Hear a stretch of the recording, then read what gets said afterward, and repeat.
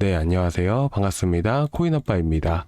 자, 오늘 전체적인 이슈 중에서 사실 저는 이 SLR 하향 조정이 상당히 큰 이슈라고 저는 생각을 합니다. 그래서 오늘 이에 대한 브리핑을 진행할 예정이고요. 이에 따라서 이더리움엔 또 어떤 영향을 줄 수 있는지, 그리고 이더리움이 움직이기 위해서는 결국에는 우리가 이 시장의 흐름을 결정할 경제적인 이벤트라든지 이런 부분들을 봐야 되잖아요. 그래서 이와 관련해서 우리가 또 앞으로 이제 곧 7월이기 때문에 7월 초에 봐야 될 이 이벤트들에 대해서 간단하게 7월 초에 봐야 될 이 이벤트에 대해서 간단하게 말씀을 드릴 거고요. 그리고 SLR 하향 조정이 불러올 파장이 꽤나 클 수도 있습니다. 아직까지 시행된 부분들은 아니지만 이에 따라서 수혜가 예상된 코인들도 한 가지 말씀을 드릴 거고요. 그리고 이더리움 말씀을 드리면서 오늘 유니스왑까지 같이 말씀을 드릴 거니까, 자, 오늘 영상도 구독과 좋아요 그리고 전체 알람 설정까지 꼭 부탁드리고요. 이제 시장이 이제 7월 초가 되면 시장의 방향이라는 게 결정이 됩니다.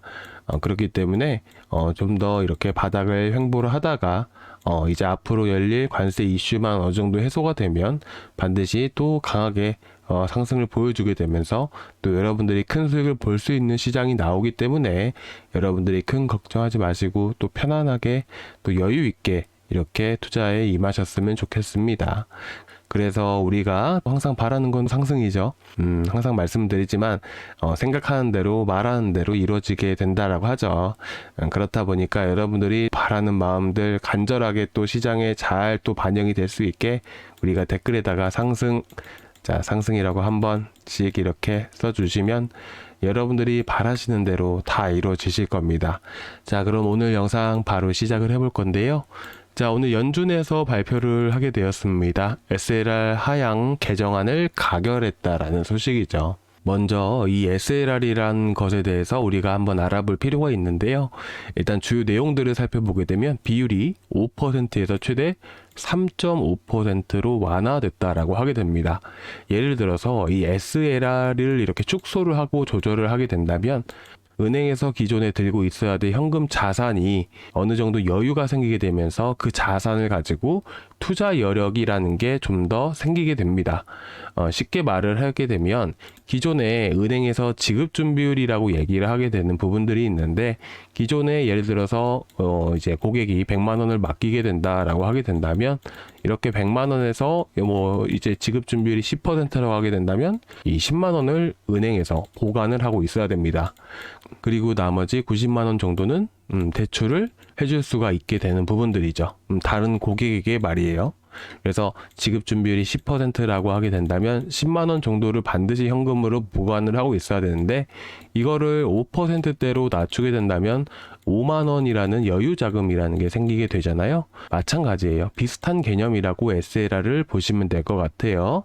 그래서 사실상 은행에서 이 비율이 낮아진다라는 부분들만 가지고도 사실상 시장의 유동성이라는 게 증가할 수밖에 없다라고 보시면 되세요. 그런데 여기서 보시다시피 초대형 은행들에서 어찌됐든 이 SLR을 조정을 했던 시기가 2020년도 이제 팬데믹 시기였습니다. 그 당시에 SLR을 이렇게 조절을 했었던 부분들이고, 그 당시에 마찬가지로 이제 미 국채 매입을 확대해 나갔다는 부분들이에요. 사실상 SLR을 낮춘다라는 의미는 미국 정부에서 낮춰주는 대신에 너네들 그 돈으로 미 국채를 좀 사라, 이렇게 하는 거랑 똑같습니다. 그런데 국채 매입을 하게 되면 사실상 국채 수익률이라는 게 저조해질 수밖에 없어요. 이게 무슨 말이냐 하게 되냐면, 미 국채를 계속해서 매입을 하다 보면 사실상 이렇게 매입을 하는 수요가 늘어나게 되는 부분들이잖아요. 그렇다 보니까 국채를 투자를 했던 투자자들은 사실상 수익률 자체가 쭉 낮아질 수밖에 없기 때문에 그런 자금들이 위험자산 시장으로 다시 흘러 들어가게 되는 부분들이에요. 그래서 결국에는 이 국채 매입이 확대되기 따라서 수익률이 낮아질 수밖에 없기 때문에 이런 돈들이 위험자산 시장으로 흘러간다라는 부분들이죠. 결론만 두고 말씀드리면 이제 비트코인, 암호화폐 시장, 미국 증시에도 이런 게 시행이 되었을 때 상당히 또 시장에 유동성 자금이 들어올 수 있게 만들어주는 하나의 정책이다, 이렇게 보시면 될 것 같아요.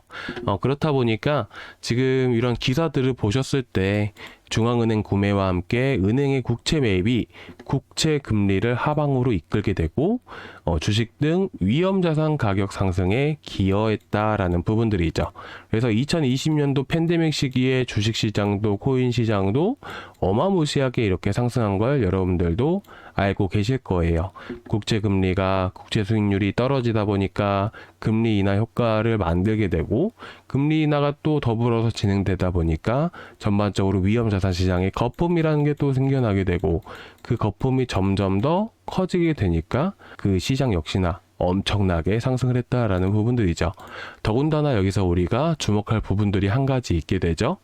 그게 뭐예요? 자, 오늘 리플 하면서도 잠깐 보여드렸던 기사인데 국채 토큰화 본격 시동, 국채를 매입하는 수요가 늘어나다 보니까 RWA, 자, 국채를 기반으로 해서 하는 이 국채 토큰화 이런 코인들이 또 이제 수혜를 받을 확률이 꽤나 커지게 됩니다. 그리고 지금 보시다시피 국채 토큰화에서 가장 1인자로 차지하고 있는 게 바로 온도 파이낸스이죠. 기능 요약들이든지 이런 부분들은 뭐 간단하게 살펴보시면 될 것 같고요. 결국에는 이 전체 시장 안에서도 RWA 쪽으로는 이제 온도 파이낸스가 사실상 이제 핵심으로 자리 잡고 있기 때문에 우리가 온도 파이낸스도 좀 더 기대해 볼 만한 코인이 될 수도 있는 부분들이고요. 그리고 스테이블 코인 규제화가 시작이 되게 되면서 이 메이플 파이낸스, 자, 이거는 제가 사실은 4월 달에 첫 영상을 만들 때 여러분들에게 추천을 드렸던 코인인데 이미 350% 이상 급등이 나온 상황이고요. 그리고 이런 관련 코인들도 역시나 저평가되어 있고 올라갈 수 있을 만한 이런 코인들이 상당히 많습니다. 그리고 결제 분야에서는 리플도 있고 대출 분야에서는 이 메이플 파이낸스도 대출 분야에 해당되는 부분들이고요. 대표적으로 에이브, 컴파운드가 있죠. 이 두 코인 다 뭐예요? 이더리움 생태계에 있는 코인이죠.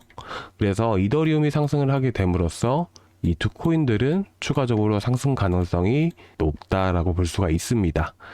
그리고 예금 적금 쪽 대출뿐만 아니라 예금 적금, 결제 시스템 이런 부분에서 여러 코인들이 있고 이더리움이 상승함에 따라서 이더리움 생태계 역시나 또 전반적으로 확장해 나가기 때문에 또 수혜를 받을 수밖에 없는 코인, 바로 왼쪽 상단의 유니스왑 보이신가요? 자, 이 유니스왑도 당연히 이더리움 상승과 동시에 수혜를 받을 수밖에 없겠죠. 자, 그래서 지금 이전에 10,000원 이하에서 다시 한 번 더 추천을 드렸는데 현재 유니스왑 들고 계신 분들 죄송하지만 다시 한 번 더 댓글에다가 여러분들이 매수하신 매수 평균 매입가 이 정도만 여러분들이 한 번씩 남겨주시면 좋으실 것 같습니다. 제가 구분지어서 여러분들 들고 계신 것들 좀 더 체크를 하고 이제 어느 정도 관리를 해드리고자 하는 목적으로 유니스왑 먼저 이렇게 말씀을 좀 부탁드리고요. 그리고 유니스왑 이외에도 이더리움 상승함에 따라서 이번에 있는 푸사카 업그레이드와 관련된 수혜 코인으로 아비트럼 말씀을 드렸잖아요. 이 아비트럼도 현재 매수 평균 매입가, 자, 유니스왑과 아비트럼만 조금 말씀을 해주시기 바라고요. 아직 매수 안 하신 분들은 현재가도 충분히 매수가 가능한 위치인데 제가 좀 더 좋은 위치들을 잡아드리고자 지금 매수하시기보다는 저희 소통방에서 제가 2차 매수 의견을 드릴 때 여러분들이 매수하셨으면 좋겠습니다. 그래서 저희 소통방은 항상 열려 있으니까 여러분들이 저희 소통방에 들어오셔서 같이 하시는 걸 추천드리고 싶고요. 자, 지금 보시는 거는 유니스왑입니다. 이 유니스왑의 웨일이라고 보이시죠? 자, 이 웨일 고래이죠. 자, 세력이라고 여러분들이 보시면 되세요. 지난 90일 동안 이 고래들은 여전히 많은 물량들을 계속해서 매입해 가고 있는 흐름을 우리가 볼 수가 있습니다. 그리고 저도 여러분들 항상 말씀을 드리지만 이더리움, 그쵸? 제 포트폴리오인데 저는 업비트보다는 다른 지갑을 통해서 이렇게 거래를 많이 하고 있다 보니까 지갑에 보관을 하고 있습니다.